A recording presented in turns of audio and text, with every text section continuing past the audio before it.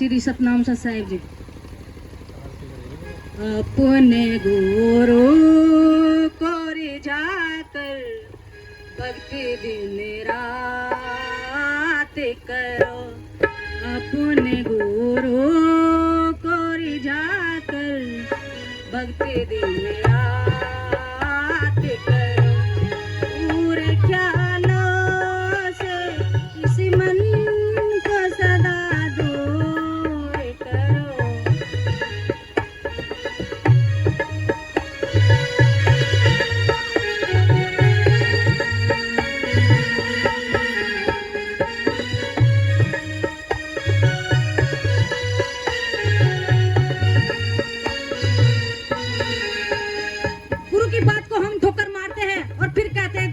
सत्संग में आकर लाभ नहीं होगा, लाभ नहीं होगा। मेरी माता बहनों, झूठा वादा नहीं करता कोई भी संत। अगर तुम गुरु बना, तुमने गुरु की बात को नहीं माना, ठोकर मारी है, तो सत्संग में आकर कोई लाभ नहीं होगा। सत्संग की बात भी मानो और गुरु का वचन भी मानो, जब ही सत्संग में लाभ मिलेगा, नहीं तो नहीं मिलेगा। मेरी माता बहनों, पूजा पाठ करने से कुछ लाभ नहीं होगा। भगवान की कथा रोज सुनो और प्रेम से सुनो, अभिमान से नहीं। आप क्या करते हो, कथा सुनने भी जाते हो, लेकिन वहां अपनी अपनी बात रखते हो, किसी और की बात सुनते नहीं। तो फिर जब तुम किसी और की बात नहीं सुनते तो फिर कैसे लाभ होगा। गुरु को रिझाना है तो गुरु की बात को मानिए, गुरु के वचन का पालन करिए और गुरु का प्रचार डट के करिए, फिर आपको लाभ होगा सत्संग का, और कुछ नहीं लाभ होगा। अपने गुरु को रिझाकर भक्ति दिन रात करो, अपने गुरु को रिझाकर भक्ति दिन रात करो, पूरे ख्यालों से इसी मन को सदा दूर करो।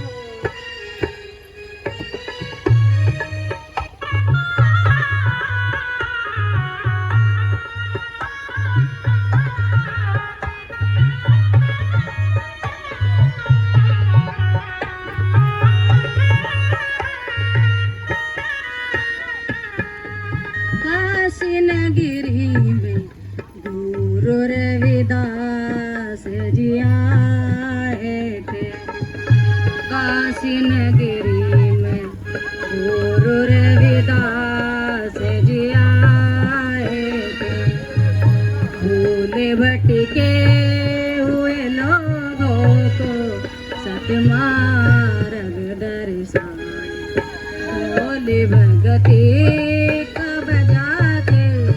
सबको सतोरे से दिया, भोले भगती का बजा के सबका उद्धार किया, पूरे ख्यालों से इसी मन को सदा दूर करो।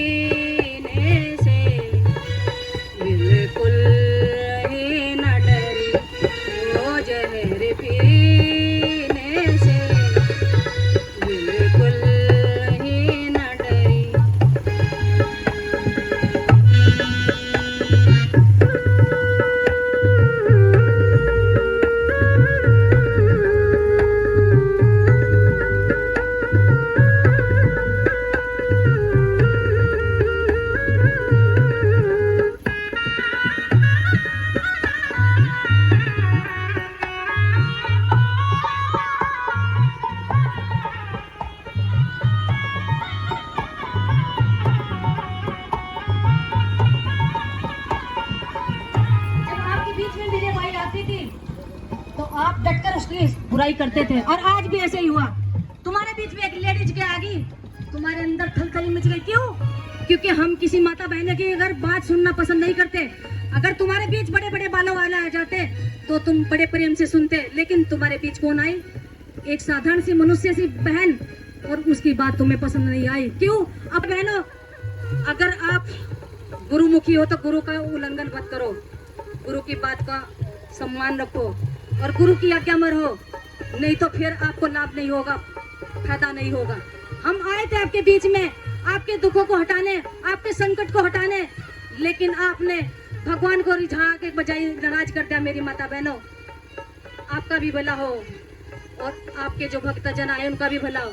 हम तो आपके बीच में दुख हटाने के लिए आए थे, कहीं हटाए। पता नहीं कितनी माता बहनें कहीं कहीं जाकर माथा टेकती है, लेकिन हमें सतगुरु योगी बाबा जी ने सही तरीके से बैठाया और कहा कि मेरी माता बहनों को बेटी सही राह दिखाना और भगवान के नाम पर लगाना, उनको गलत गलत पूजा पाठ से हटाकर भगवान के नाम पर लगाना और उनके संकटों को दूर करना, उनके दुखों को दूर करना।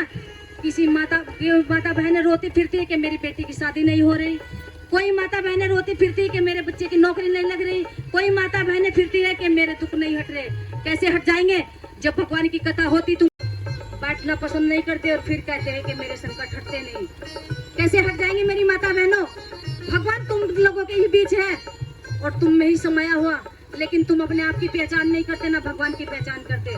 फिर तुम संतों का निरादर करते हो, संतों का अपमान करते हो, तो तुम्हें लाभ कैसे हो जाएगा मेरी माता बहनों? लाभ नहीं होता। लाभ तो जब ही होता है जब तुम अपने संतों की सेवा करो, रात दिन उनके हुक्म का पालन करो, उनकी आज्ञा में रहो और अपनी सबकी सेवा करो। आपके बीच में कोई संत आ जाए, बाबा जी कह के पाँव में पड़ जाएगी, लेकिन ज्ञान नहीं पूछ सकने की। क्यों नहीं पूछती ज्ञान? ज्ञान पूछो। बाबा जी आप आए, लेकिन हमें ये बताओ कि हमें हमारे घर में काम कैसे चलेगा, हमारे घर में हम धन कैसे बढ़ेगा, हमारे घर में अन्न कैसे बढ़ेगा। वो तो पूछते नहीं, बस बैठकर चोले पर ध्यान देते हो। क्या तुमने पूछा है ज्ञान? तुम्हारे बीच में भगवान ने इतने संत बैठाए, जगह जगह पर दरबार गुरु के लगा रखे, लेकिन तुम ज्ञान तो पूछते नहीं, बस कपड़े पकड़ लो और बस चल दो कि हम भी चल दिए गुरुमुखी हो गए। ऐसा मत करो मेरी माता बहनों से, मत करो। जितने संत आए तुम्हें ही समझाने के लिए आए और तुम्हें ही बताने के लिए और तुम्हारे दुख दूर करने के लिए आए, लेकिन संतों के पास जाने के लिए तुम्हें टाइम नहीं है। घास काटने का टाइम मिल जाएगा तुम्हें, लड़ाई झगड़ा करने का टाइम मिल जाएगा, लेकिन जितने हमारे भगवान के गुरु बैठे, भगवान के बैठाए गुरु बैठे हैं, उनके पास हमारा जाने का टाइम नहीं लगता। क्यों नहीं लगता? क्योंकि अभिमान जो हमारे भीतर बैठा है वो हमें जाने नहीं देता, वो हमें रोक देता है भगवान के सत्संग में जाने से कि माँ कुछ नहीं मिलेगा, माँ कुछ नहीं मिलेगा, जो मिलेगा बस घर में बैठ के मिलेगा। ऐसी बात नहीं। अगर तुम मेहनत नहीं करोगे तो तुम्हें पैसा भी नसीब नहीं होगा और घर में कंगाली आ जाएगी, लेकिन जब तुम पैसा खूब कमाओगे, मेहनत करोगे, तो फिर तुम्हारे घर में सुख होगा, शांति होगी और लड़ाई झगड़ा भी बंद होगा। तो मेरी माता बहनों, गुरु का दरबार लगता है 8वें दिन बेड़े के अंदर। किसी की बेटी की शादी नहीं हो रही, किसी की रुकावट आ रही है तो उनका निवारण किया जाता है। किसी की नौकरी में बाधा आ रही, उनकी नौकरी नहीं लग रही तो उनके लिए दुआ की जाती है। लेकिन अगर आपके पास समय होगा तो मुझे सेवा का जरूर मौका दियो, क्योंकि आज तो मुझे बहुत कम मिला सेवा का मौका। बोलने का भी मौका नहीं है, तो बोलना है जो मैंने अपनी तरफ से बोला, नहीं तो गुरु महाराज का आदेश था 2 बजे तक, उसके अलग जाऊंगी तो खता खा जाऊंगी। अपने गुरु को जाकर भक्ति दिन रात करो, अपने गुरु को जाकर भक्ति दिन रात करो, पूरे ख्यालों से इस मन को सदा दूर करो।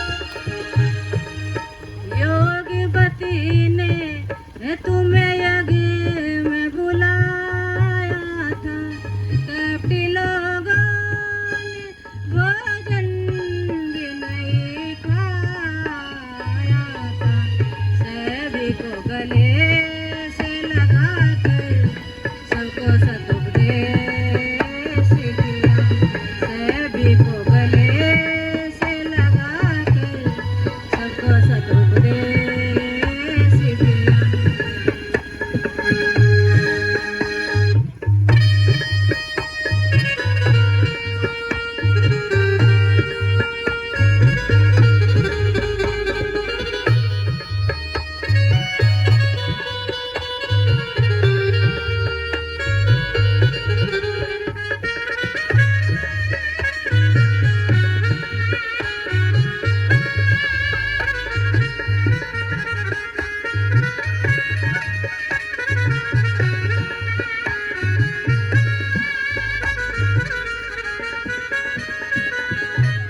योगी बाबा जी परिमारत तुम्हें करना है, योगी बाबा जी परिमारत तुम्हें करना है, साधु संतों का भाव भी तुम्हें करना है, भाव से पूज जो इसको उसे पाए हुआ, भाव से पूज जो इसको उसे पाए हुआ, गुरु को रिझाकर भक्ति विराट कर।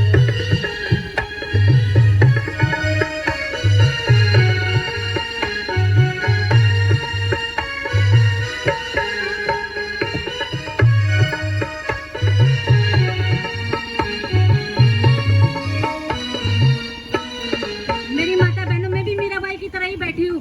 भगवान ने जो बैठाई कृपया करके कि साधु संतों को बुलाकर तुम्हारे घर में भगवान की कथा करा सकूं, इसीलिए भगवान ने बैठाई, ऊपर कृपा की मेरे कि सभी साधु संत जिस घर में साधु आ जाते हैं और भगवान की कथा हो जाती है, उस घर में सुख और शांति हो जाती है।